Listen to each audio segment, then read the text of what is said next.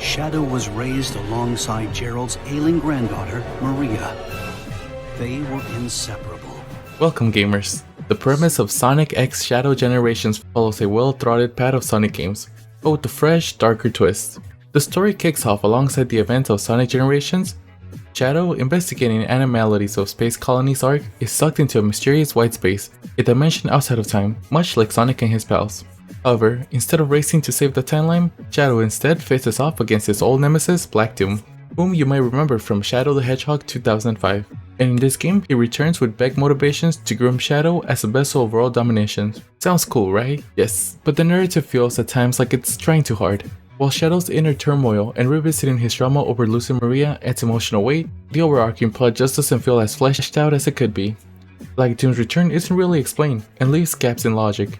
Still, for a Sonic game, which isn't typically known for deep narrative, it's enjoyable, just don't expect to be blown away. And when it comes to the gameplay, if you've played Sonic Generations, then you're familiar with the fast-paced, adrenaline-fueled platforming action. And Shadow Generations cracks up the speed and focuses exclusively on 3D gameplay, leaving behind Sonic's 2D sections. And let me tell you, when you're speeding down a rail at breakneck velocity, or swimming across platforms with game dynamic camera angles, it feels fantastic.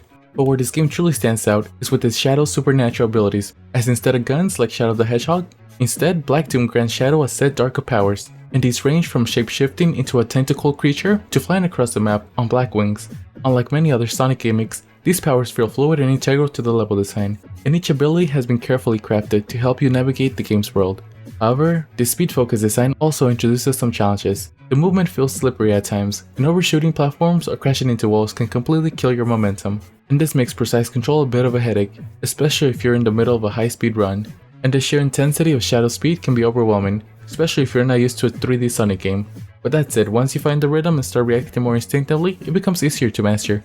Now moving on to the level design, one thing the Sonic team really nailed here is capturing the scale of the mood of each environment. You'll find yourself dashing across apocalyptic landscapes, massive skyboxes that stretch on forever, giving you the feeling of both speed and power. It's a clear contrast from the bright, colorful zones we're used to in Sonic.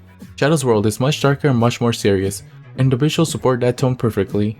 But, and it's a big but, all detail comes with a catch. Sometimes there's almost too much going on.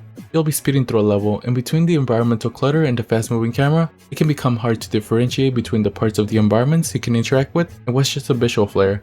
So you'll find yourself slamming into obstacles you didn't even notice were there. It's immersive, but it can also be punishing. And in terms of graphic, the game absolutely shines. The contrast between Shadow's dark powers and the gloomy landscapes is stunning, and the Sonic team makes great use of lighting and particle effects to really drive home the apocalyptic atmosphere. The white space, however, can be visually overwhelming with its blinding brightness. And the game's soundtrack? Well, it's a love letter to the Shadow fans, with its fast tempo rock and EDM beats perfectly matching the intense gameplay. But one of this game's biggest weakness is its length, which is only about 6 hours of story content. For me, it feels a bit too short, and sure, it's packed with action, but for the price, that short of a campaign, I was a little disappointed. Thankfully, this game does offer some replay value, from its hidden collectibles, challenge stages, and its online mode where you can complete with friends or other players to beat high scores. Sonic X Shadow Generations is a solid fast-paced action game that Shadow fans will love. It improves so many aspects of Shadow's previous appearance, giving us a darker, more intense side story with fantasy-level design, accelerating speed, and Shadow's new supernatural abilities that make him feel like an ultimate life form. But the narrative could have been tighter, and the controls can be a bit slippery. For me, this game's a 7.8 out of 10, and although it's nowhere from being perfect, it's still a good game that I can definitely recommend to y'all. If you've played it, did you like it? Would you recommend it? Let me know in the comments. Thank you for watching till the end. Don't forget to like, comment, share, and subscribe, and have a great day.